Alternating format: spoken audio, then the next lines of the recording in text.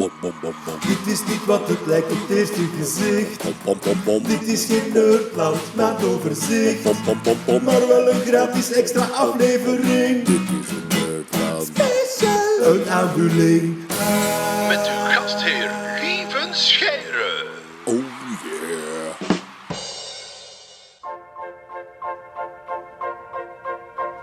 Hetty, wij zitten hier op de Marienplatz in Bolzano in Italië. Hoe zijn wij hier in godsnaam beland? Ja, dus we zitten in Noord-Italië, vlak bij de Alpen, in de Alpen eigenlijk al. Heel bepaald in Zuid-Tirol. Het is hier tweetalig Duits-Italiaans. En wij zijn hier op uitnodiging van de regio Zuid-Tirol, omdat ze hier iets hebben wat ons geweldig interesseert. Namelijk Ötzi, de ijsmummie. Ja. Ötzi is teruggevonden in 1991, denk ik. Ja. En blijkbaar, sinds toen al, ben jij al heel geïnteresseerd in Ötzi. Ik was 10 jaar toen, dat was echt wereldnieuws. De oudste, niet de oudste mummie ter wereld, maar wel de oudste die op die manier bewaard is, met de spieren en de organen enzovoort. Een schat van informatie die vrijkomt van voor de geschreven geschiedenis. 5000 jaar geleden. We zitten 1000 jaar voor de piramides in Egypte. We zitten 3000 jaar voor de Griekse-Romeinse tijd. En ik heb dat toen gevolgd in het nieuws. Ik heb daar heel veel over gehoord. En eigenlijk, sinds ik met wetenschap bezig ben, mij altijd afgevraagd, zal ik ooit oog in oog staan met Ötzi, de ijsmummie? Kijk, en dat is gisteren eindelijk gebeurd. Ja, dat klopt. Maar daarvoor hebben we een parcoursje afgelegd. Klopt. We zijn hier toegekomen en we zijn eerst naar het museum zelf gegaan. We zitten hier in Bolzano, dus in laten we zeggen, de stad die dichtst bij de vindplaats ligt. De Italiaanse stad die het dichtst bij de vindplaats ligt. Ah ja, inderdaad. Ja. En hier hebben ze hadden al een archeologisch museum en dat hebben ze volledig moeten herinrichten, omdat dat verhaal van Ötzi, de ijsmummie, zodanig intrigerend is. Ja, blijkbaar hadden ze eerst allerlei overzichten, archeologisch. Maar iedereen ging alleen maar naar Ötzi kijken, dat ze gedacht hebben, kom, we gaan de rest eruit smijten uit ons museum. En we gaan gewoon focussen op Ötzi. Ja, als archeologisch artefact wil je niet op dezelfde affiche staan als Ötzi, de ijsmummie. Het is een zodanig belangrijk iets. En we zijn het museum binnengegaan en wij kregen daar direct een guided tour. Ja. First floor? On the floor, one floor down. Yeah. We've got on the stairs. Hetty, ik zie een berenmuts. Maar geen gewone berenmuts, hè. Maar daar hangen zo veters aan Ja. die er echt uitzien als de veters van mijn schoen. Niet gestrekt. Ja, kapot. Maar gelukkig hebben we een tourguide bij. Laura is here and you're a tour guide in this museum. What are we looking at here? So this is Ötzi's original bearskin hat, as you can see. Original or replica? Original. This is the original. Everything in the glass cases is original. I find that quite amazing that something so valuable and I would think fragile is here. Well, so the glass is thick. That's the good news. But it's half a meter away from me. I know, it's quite incredible. All of these do have alarms, though. We have, anti-burglar alarms on them. And for the rest, we used to have nitrogen gas pumped into here to kill off any microbes. But actually, for the last few years, these have been passive display cases. So they're really just room temperature. They're controlled temperature and humidity because every display case is slightly different. But that's it, they're passive. So apart from the alarm, they're just literally protected by the glass. But it's so absurd that we're looking at a hat that is more than 5,000 years old. It's incredible, It's and it's crazy. so well preserved, this hat. It's one of the best preserved, definitely pieces of clothing that we have of his. How was it made? So it was made from pieces of bear skin, bear hide, obviously, with the fur still on, that was sewn together with sinews. So our ancestors would use tendons and ligaments from dead animals to sew their clothing. Did Ötzi sew it himself? We don't think so, no. If you actually look at the stitching, which you can't see here because it's on the underside, but there is a drawing over there where you can see the stitching really clearly. They're very precise stitches, very even. Each stitch is the same size. We think that was an expert hand that made this. So there was already division of labor. En dan wandelen we naar de volgende glazen kast, waar de bijl in zit, hè? Waar hij mee gewerkt zou hebben. Het ziet er ook totaal anders uit dan een bijl zoals wij ze die voorstellen. Normaal denken wij van oké, je hebt zo een metalen blad en dat zit je hebt bovenaan in een rechte stok heb je een inkeeping, daar stop je metalen blad in en dan zorg je dat daarin blijft zitten. Het is meer een scepter of zo. Ja, je hebt eigenlijk... Ze zochten blijkbaar een tak waar al een zijtak uitgroeide. En dan kan je die zijtak, die daar een beetje loodrecht uitsteekt, daarin maak je je inkeping. Je stopt je metalen blad daarin. En dan met een soort leren draadje of zo draaiden ze dat rond dat heel hard geklemd zat. We are looking at, again, the original 5,000-year-old axe that was found with the mummy. And it already was a metal piece there, the blade. It was not iron, but it is copper. Do we have any idea how expensive and unique a piece of copper was at that time? Incredibly expensive and incredibly rare, because actually copper mining in this area, we need to wait at least another 600-700 years for our first mines. So they absolutely did not know yet in this area at Ötzi's time how to extract copper from copper ore. They were presumably capable of resmelting already, let's say, finished copper items, but not yet to extract them. So for him to have, they're incredibly rare. So for him to have such an object means that he must have been somebody of high rank. And it also means the copper did not come from this region, right? No, it didn't. It comes from pretty far away. It comes from southern Tuscany, where they were already mining copper at the time. Which is how many kilometers away? About 550, 600 kilometers away. It's a long way to travel. Did the finding of this copper blade change something in archaeological terms? Like we had the Bronze Age and then the Copper Age. Is this the start of the Copper Age, or? So in this area, yes. Obviously, the beginning of the Copper Age is different wherever you are geographically in the world. And it was originally thought that in this area, the Copper Age started a lot later. Okay. So when they found this is obviously very early Copper Age, so not yet mining, but just having copper objects. They had to backdate the beginning of the Copper Age for this area, after finding this object. He changed history. He did. In many ways. He did. Also, this is a very valuable object. Ötzi was killed, and this very valuable object was left with the body. That's intriguing. Very intriguing. That's a question, I think. I mean, I would certainly love to know the answer to that question. Very strange that somebody presumably followed him all the way up the mountain.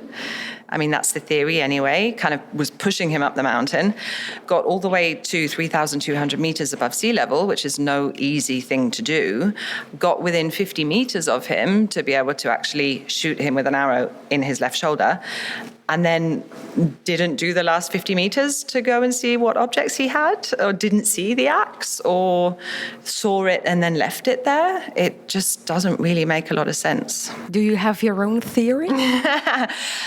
We all do. Yes, you're right, we all do. So my personal theory about it is that because at the time, in this area, they were so south of the Alps, they were burying their dead, and they were burying their dead in tombs with grave goods. Now, usually grave goods are the objects of the individual that they used in their life that was believed then that they needed it for the journey to the afterlife. So I think maybe that who killed him, they killed him for a specific reason. Obviously, they didn't kill him for his objects. So even though the person killed him, he had enough respect for him to leave his objects with him, because maybe he needed them for his journey on to the afterlife. Oh, that's another theory. Yeah. It's a new one. It's one that we didn't have yet. So great, even more questions. Do you have one favorite item in the museum? Yes, I do. Oh. I was expecting some answer like, no, these are all my children. I love them. But you have one. Wonderful. Let's go there. Okay. They're over here. They're these two containers here. They're made of birch bark.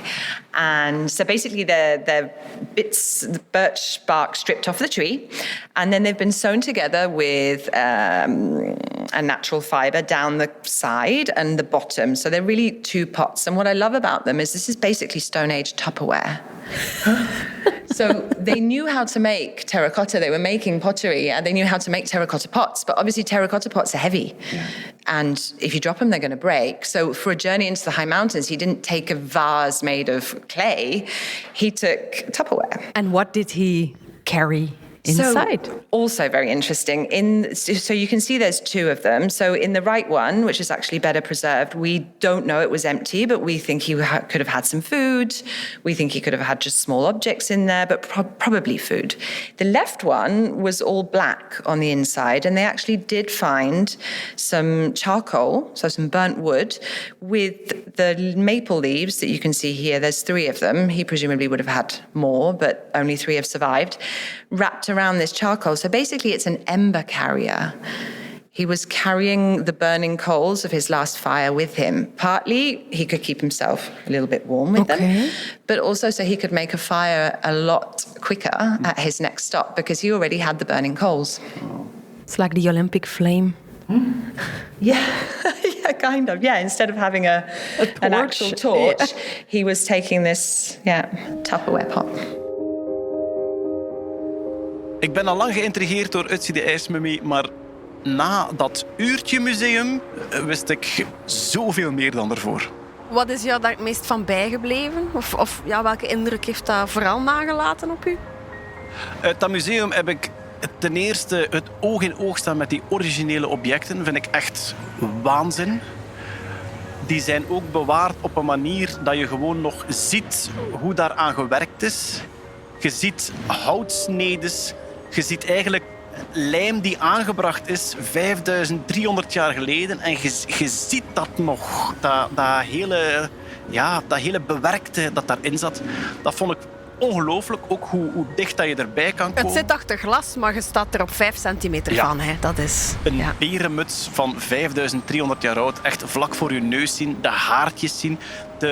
De stitchings, hè. Dus hoe zeg je dat? De naden. Ja. Dus hoe het samen in naaien was het nog niet, want ze hadden nog geen naden. Dat vond ik ongelooflijk. En er is toch nog iets wat ik in het museum waar mijn mond van open viel. Toen Ötzi gevonden was, wisten ze helemaal niet dat dat een ijsmummie was. Nee, klopt. Want die is toevallig teruggevonden door 2 Duitse wandelaars in september 91. En toen dachten ze, dat is een alpinist die een paar jaar geleden vermist is geraakt. Of misschien een soldaat uit de Tweede Wereldoorlog. En dat heeft wel wat gevolgen gehad, hè? Toch? Ze laten in het museum filmpjes zien van de berging. Hè? Dus het lichaam uit het ijs halen. En dat is een forensisch team, dat is geen archeologisch team. En die sleuren aan die armen.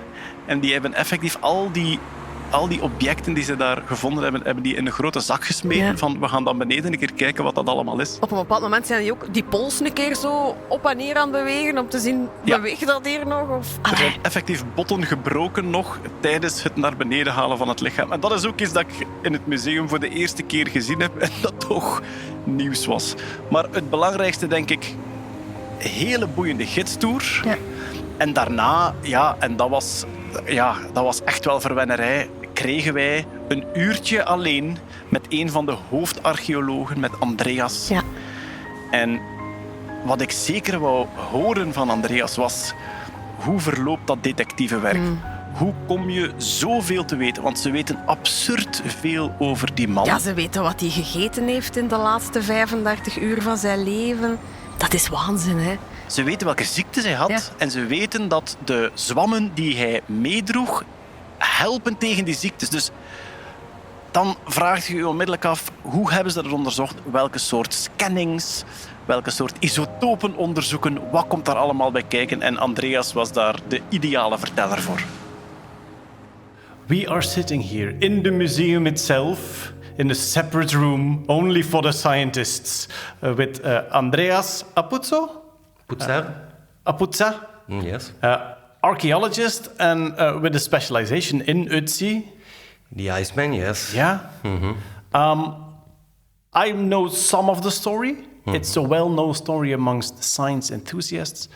What I'm always intrigued by is what a detective story this was. How many details we know about this life, about the food, about the places that he has been shortly before his death. And so, could you take us through the story? This body is found. At one point, they find out it's really old. And then, what is the detective work, and what technology is used to find things out about this man? So we know very lot about the Iceman. So the mummy itself is the most studied mummy of the world. Okay. So now he was found in 1991. So the last 30 years was dedicated on research, but the research is still going on. So we here at the museum are still working on new researches that actually are going on. So the story, or our knowledge about the Iceman and his equipment, his environment, is not finished. So we hope, or we think that also further in the future, researcher can make new research on the mummy, and also especially on the artifacts, because also research is going on. So we have new technologies that were used in the past on the research on the mummy. But for example, we made last year a three-dimensional photogrammetry on the mummy itself, and so we were able to reconstruct the body of the mummy. I would think that there's always a bit of tension between investigating and conservation, because a lot of techniques are invasive. Yes, no, we so in the last years we tried not to do invasive research on a mummy, especially. We worked a lot with CT scans made in the hospital. We have a lot of CT scans made in the last 30 years, so the methodology is always not to be too invasive. Sometimes it's quite impossible, but we have now in 30 years a lot of samples that are conserved. Oh, they are taken out and they are taken out and they are conserved, so it's not necessary to take new samples from the mummy itself. So in the future, with new methodologies, maybe we can take old samples and they can be analyzed. Yeah. So when the mummy was found, I think the first question is, how old is it? Sure, yes. Was that the go-to C14 method, or were other methods used? So at the beginning it was not that clear how old this mummy was, or this human was. When they recovered the body, they were convinced to recover an alpinist died 50 or 60 years ago. Wow. Then they brought him to Innsbruck, but at Innsbruck, Professor Spindler, an archaeologist, gave a look to the mummy and to the finds, and he saw immediately that this was a man that lived many years ago. His first datation was 4,000 years or even more. Good guess. And, yes, and then they made the 14C datations, and they discovered that the Iceman lived 5,300 years ago. But that's also, I think, very intriguing about this story. The first investigation was forensics, was not archaeology. Was forensic. It was also recovered by a forensic, not by an archaeologist. They damaged also the mummy during the recovery from the find site. But nobody didn't imagine that this was a human that lived more than 5,000 years ago. Is the police still on the case, trying to find out who killed him? No, but we involved a profiler from the German police from Munich a few years ago to solve the case. Yes, but it's a very cold case. Very cold. It's very difficult to solve the case more than 5,000 years ago. But his final conclusion is that it was an emotional motive, and that he probably was killed not by foreigners but by people that know the Iceman. Yeah. Okay. And do you know what elements he based this theory on? Because nothing is missing. all his objects remained probably there. Foreigners would take a few of the objects. Some were very precious for this period, and that's the reason why he supposed that someone who knows the Iceman killed him. Mm-hmm. Then after they found out how old this mummy was, then of course the rest starts. There's remains of clothing. Yes. How do you find out what material this is? So all the mummy remained at Innsbruck. Until 1998, when the museum was open. Then they brought him back to Bolzano, but all his equipment were brought to Mainz in Germany for restoration. Oh, restoration? Yeah, restoration, because they were not in a so good condition like the mummy. And there they analyzed also the material and discovered which type of material or which type of leather was used. But we did new research here at Bolzano, especially on the leather, through DNA analysis on the hairs of the leather. And we saw that in the meantime that different leather fragments were used to make his clothes. You took the DNA from the animals that the leather was made? No, we took the hair that was on the leather. Yeah. And then the DNA was analyzed, and we, for example, discovered that the coat of the Iceman was not made only from leather from goats, but also from leather from sheep. Do we know if they were domesticated, the goats? Yes, sure. Sure. Yes, in this area, in this period, most of the population, they were farmers. They had sheep, they had goats, they had cattle, pigs, also dogs. So we know that domestication in this period, 5,000 years ago, was common here in the area where the Iceman was found. Another amazing thing, because when I was in primary school, history started 5,000 years ago. Yeah. Because that was when people settled, and everything before was pictured with brutes, with wooden sticks that would knock down mammoths. Yes, it changed a lot in Yeah. that time. But the amount of, I would say technology, the amount of materials that is found on this one person, so isolated in the woods, the birch bark, the birch tar, the flint, the arrows, the dagger, the leather from 4 different animals, counting the bear and the calf and everything. Was this common, or was this very special for this person? We don't know it because we don't have no comparison. There are a lot of burials of this period, but obviously material like leather, wood will not be conserved. So we don't know if it was common.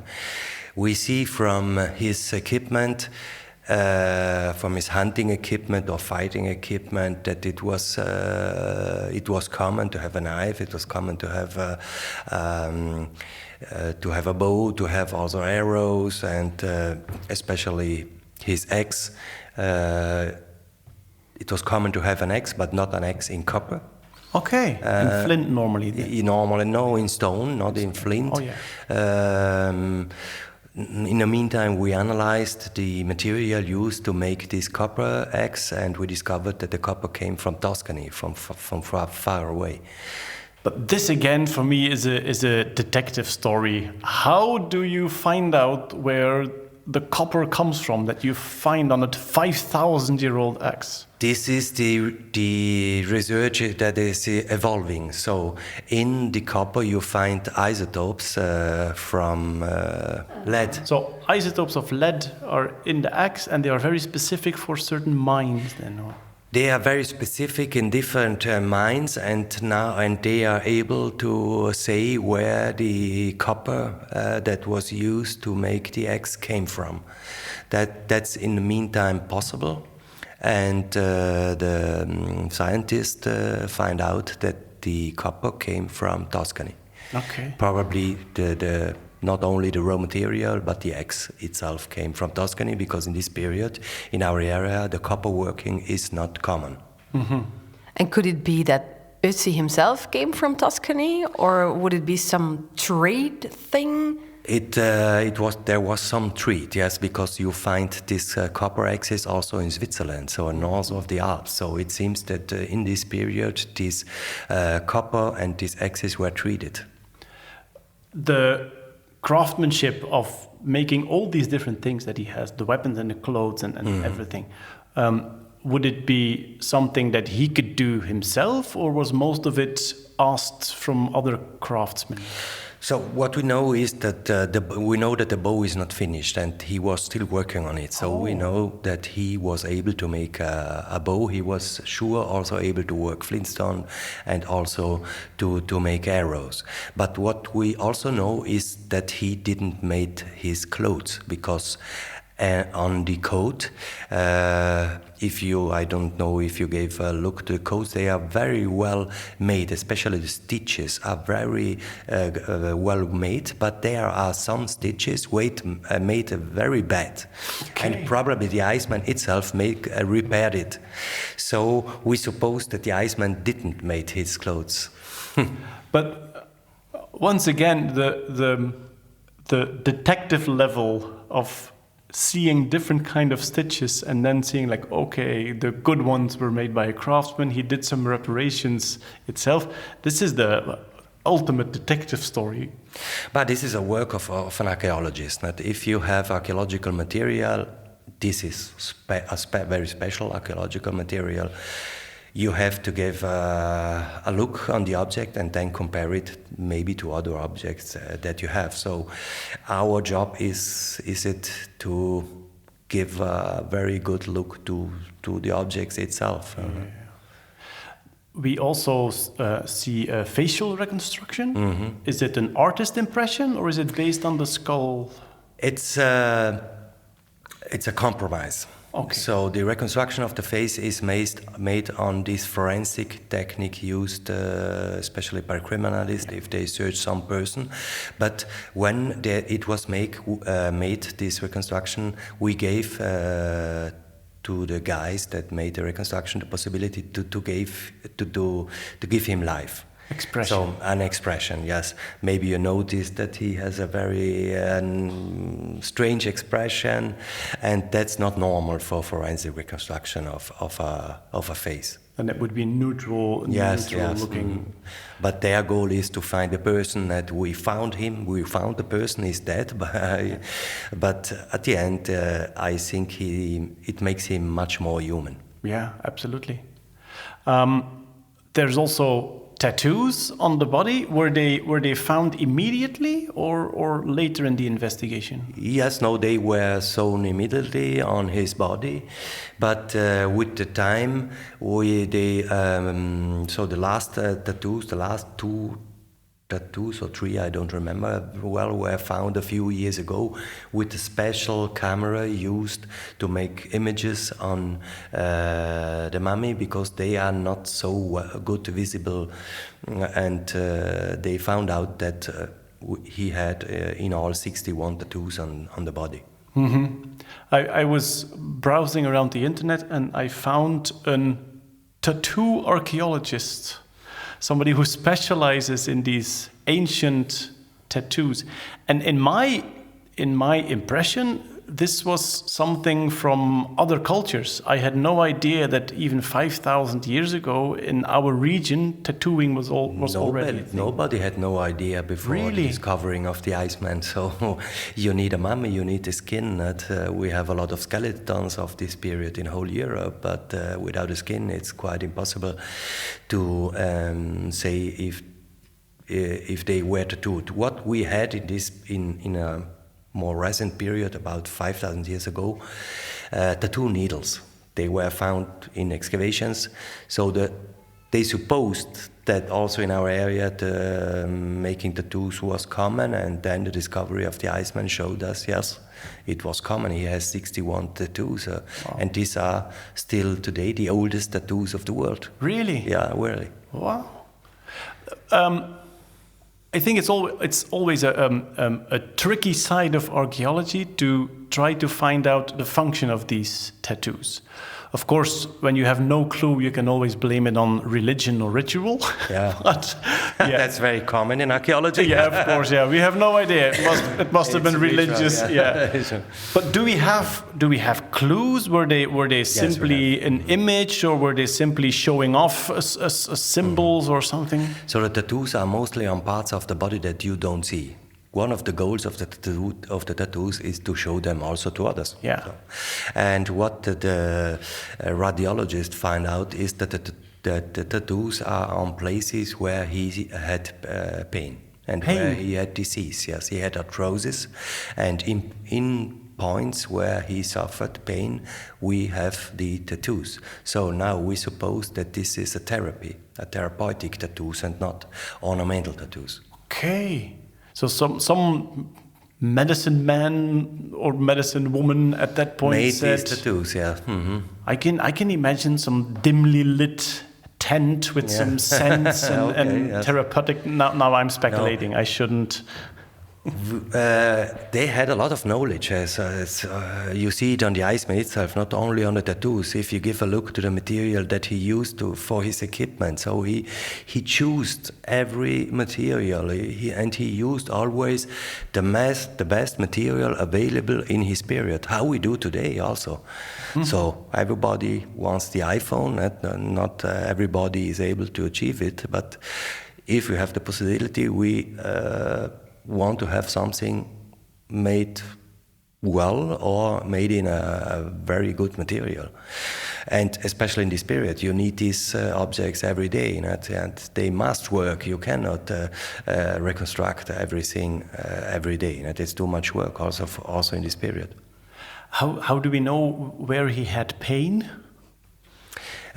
We suppose that he had pain because he had arthrosis. And, is it visible in the bones, or? Yes, it's visible on the bones. Yes, he had arthrosis in the knee, on the legs, and also along the spine.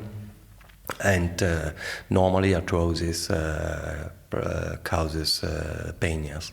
But to get up so high in the mountain, he must have been fit. He was fit, yes. Oh, yeah. You see it on his muscles; they are well evaluated, and he must walk often in the mountains. Also to go up there where he was found. So also today it's not easy.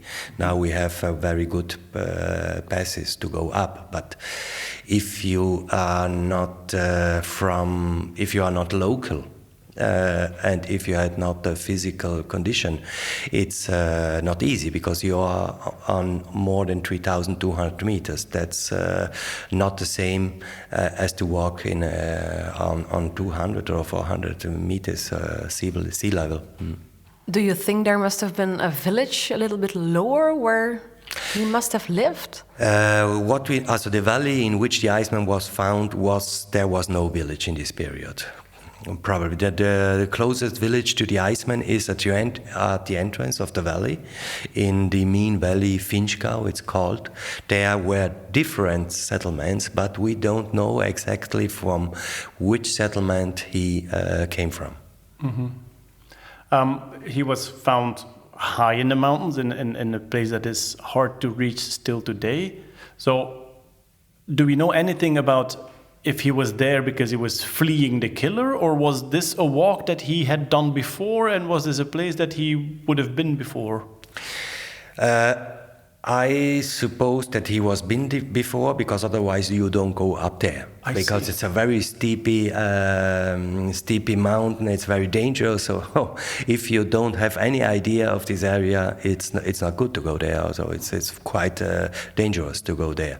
So I think that he knew the area very well. Otherwise you don't flew up there. If he was before in the valley to do something, maybe hunting, maybe he was on the way to go to north, we don't know it, and I don't think that in the future we will know more about the reason why he went up there. Yeah. Do we know which season he was killed? Yes, we know, thanks to pollen that was found in his intestine, that he died up there at the end of spring, beginning of the summer. Okay. The pollen are in his intestine? In his intestine, he probably assumed this pollen drinking the water from a river. And can these pollen also tell us where he has been? Yes, there is a reconstruction of his last 35 hours, approximately 35 hours, and there we see that he was first up in a mountain, then he came down, and then he went back up to the find site where then he was probably killed. But for me, it is incredible that you find a body of 5,000 years old and you can tell by these investigative techniques, oh, he was up and he went down. And okay. It's incredible. It's very interesting. No? That's, yes, the stomach and the intestine was full of food. This food was analyzed, and in this material were found a lot of pollen of different plants, and obviously the pollen was well preserved, and the plants obviously put out the pollen only in a certain season, and the plants itself grew only on a certain altitude. So that's why it's possible to reconstruct his last 40 hours or 35 hours. Yeah, but still, how do you distinguish between the pollen 35 hours before his death and 24 hours before his death? It's based on the position in the intestine, obviously. Of course. What you find at the end of the intestine is older than what he had in the stomach. So, did you study biology? But another intriguing question: how on earth do you isolate the pollen? Because they're so small. They are so small. So the analyses were made at Innsbruck by Professor Ötzi, a botanist that were involved in the research of the ijsmummie from the beginning on, and they were able to isolate it from the intestine. Yes. They physically took out the pollen. Yeah. They saw the pollen. Yeah, obviously you see the pollen under the microscope. Otherwise, it's quite impossible to analyze it and to say which type of pollen it is. But we did in the last 15 years also analysis on the box in the Schnalz Valley to reconstruct the natural landscape, and also there you can find a lot of pollen so you can say how was the human influence on the natural landscape, or which type of plants grow around the area. Mm-hmm. So this means that they took material from several parts. Yes, of from the intestine and the stomach. Yeah. Do they have to make a hole in the mummy for every sample that they take then? Unfortunately, in Innsbruck, at the beginning of the research, they made a lot of holes. And different times. Yes, in different times. And now these holes are reutilized. Oh, so they are there, so we don't agree to new holes on the mummy, but on the body. But there were holes where they are able to extract it. Then there's another thing to say that during the recovery, they damaged the left part of the hip, around the hip, and from there it's possible to reach the intestine. Yes. Okay, so the rough recovery of the forensic team has some advantages. Yes, have some advantages. Yes. Okay, I see. Yeah, I also saw in the museum that he was carrying what is thought to be medication. Yes, he had a fungus, Polyporus di Betulla, Polyporo di Betulinus, it's called the name in Latin, and this. Mushroom had an antibiotic it's antibiotic, so you can use it against some influences, or maybe also we know that he had also the Helicobacter pylori in his stomach. Oh, yeah. It's a bacterium that is very common today, and normally you can have pain against it, and especially inflammation of the stomach or also of the intestine, and this mushroom could help against these inflammations, for example. So a short visit to the pharmacy before, maybe he knew this himself. Maybe he knew it on himself, or somebody told him that this can help you. Maybe the medicine man or woman has told him, take this mushroom, it can help you. Do we have his entire DNA? Yes, not 100%, but 95%, something like that. Any surprises in there, or? Yes, it's surprising to have so much DNA material of the Iceman. So the research on the DNA is still going on. It will be made by colleagues here at Bolzano at an institute called the Institute for Mummy Studies. And yes, they discovered, for example, that he had other disease, a heart disease also. Genetically, and yes, so they discovered a lot of things, but I think that in the future we will know more about this genetic analysis, because also this research is going on. And do we know if he had any descendants? By matching DNA with still living Italians or Austrians? No, he don't have it, because the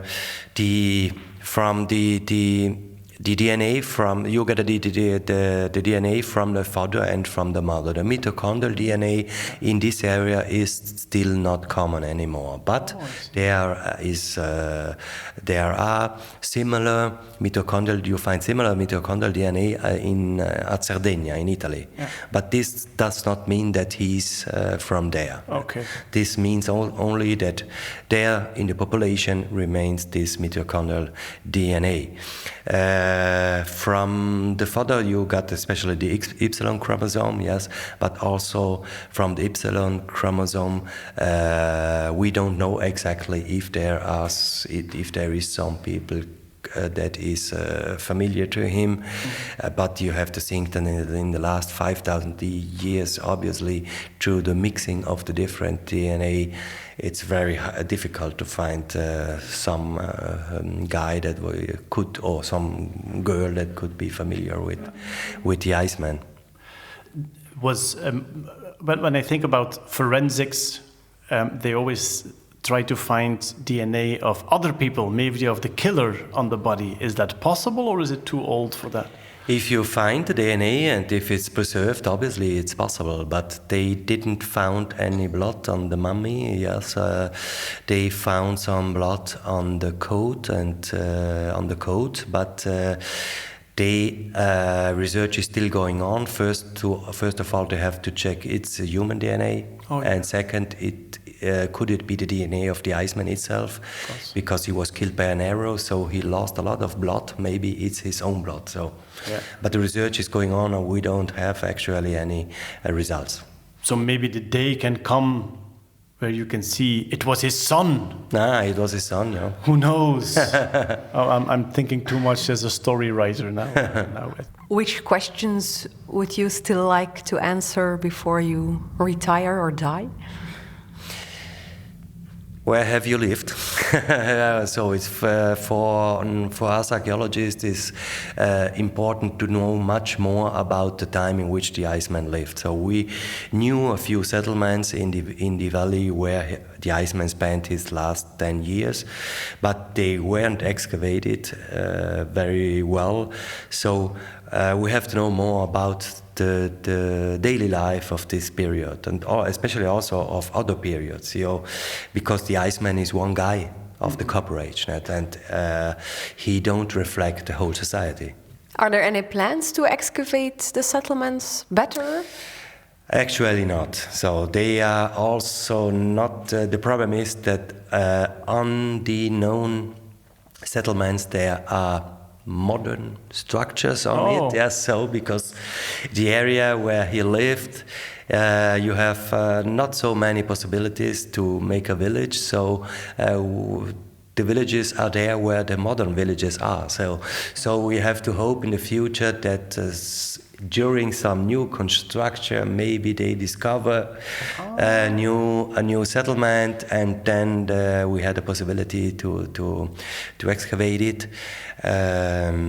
So that's the hope. Can we see sometimes you hear that when you analyze the teeth or some other growing bones that you can go back and see where the childhood was? Do we know? Yeah, this was done also on the Iceman, so we know that the Iceman grew up not where he was found, but in a valley here about 40 kilometers north of Bolzano, in the Isaac Valley, called Isaac Valley.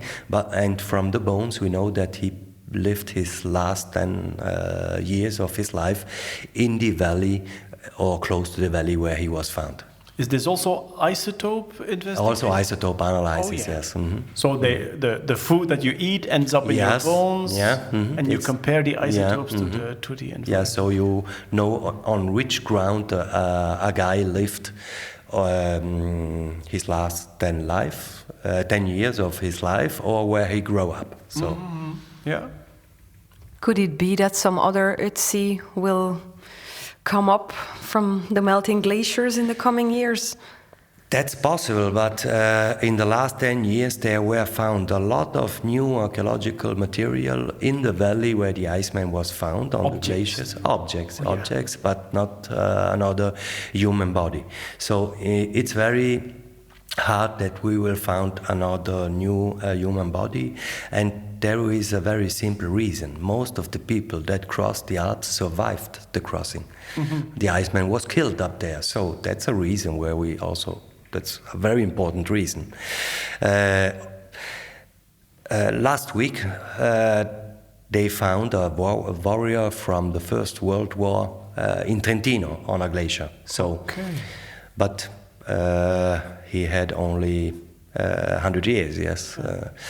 But the time is not so important. Important is where you die, not because if you die directly on the glacier will transport the body in the years down to the valley and destroy him, the body completely. The movement of the glacier, destroys the body. So in the case of the Iceman, the glacier didn't move the body down for a longer way, so that's why he's preserved. That's another reason, and the most important is that most of the people used this environment and crossed these passes, but they survived there. Okay, so not too many died there, and when a person dies, he has to fall at the exact right spot. Not only to be conserved by the ice, but also to stay at the same spot. To stay at the same spot, yes, and not to die in the middle of the glacier. Not if you fall, you know that the glacier had a lot of places where you can fall in. That if you fall in, if you fall in, he will transport you in the years and destroy the body. Mm-hmm. Today we cannot imagine what in the future will be possible. Yeah.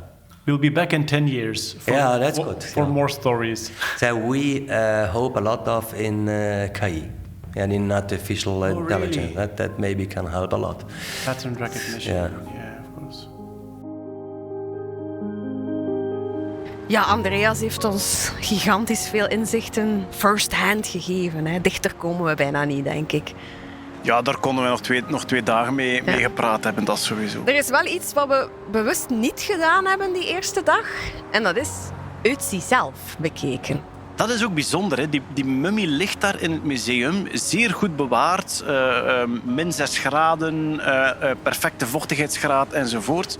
Maar er is dus een vierkant glas waar net ruimte is voor 1 persoon om daarvoor te gaan staan. En dan zie je die legendarische 5000 jaar oude mummie eigenlijk liggen voor uw neus. Je hebt ook een momentje alleen met hem. Hè? Ja. Er is maar één iemand die voor dat raampje past. En dat hebben ze bewust zo gedaan om even een moment alleen met hem te hebben. Maar dat hebben wij bewust opgespaard. Ik denk, daar zijn 2 redenen voor. Het was redelijk druk in het museum. En wij worden hier verwend, wetenschappelijk gezien. En qua beleving vooral. Ik denk dat wetenschapsbeleving is voor ons iets heel belangrijk. En wij wisten dat we de dag daarna alleen in het museum waren. Klopt. Leeg museum. Dus dat is reden 1. Hè. Er was een soort mooi moment alleen in het museum om daarbij te gaan staan. En ook qua beleving vind ik dat altijd de beste volgorde. Stel dat je iemand tegenkomt en je babbelt er even mee en een beetje later ontdekte dat dat een bekende muzikant is, dan ga je terugdenken van tja, ik heb die toen ontmoet. Maar als je eerst weet dat je die gaat tegenkomen en je luistert naar al die zijn muziek en je vindt dat fantastisch enzovoort, dan bouwde je fandom op en dan is die ontmoeting natuurlijk enorm veel groter. En bij Ötzi, denk ik, hebben we hetzelfde gedaan. Ja. We hebben eerst alles naar binnen gehaald, ons eerst verwonderd over dat leven, over die objecten, om dan de ontmoeting op het einde te doen. Ja, in het museum ligt hij nu, maar dat is uiteraard niet de plaats waar hij oorspronkelijk gevonden is. Maar daar zijn wij wel naartoe gereden. Hè. Dat is op een uurtje rijden van Bolzano. Dat was ook wel de moeite. Ja, ten eerste zit je dan in een prachtig Alpendorp. Klopt. En ook in dat museum heb ik mij zo vaak afgevraagd bij die objecten, hoe zou dat er nieuw uitzien? Hoe werd dat gebruikt? En ook daar weer word je verwend, want vlak bij de vindplaats staat er een nagebouwd neolithisch dorp. En kan je van bijna al die objecten echt gaan zien hoe die eruit zagen. En voelen ook. Hè? En voelen hoe die gebruikt werden. En dat hebben we gedaan en dat is voor aflevering 2.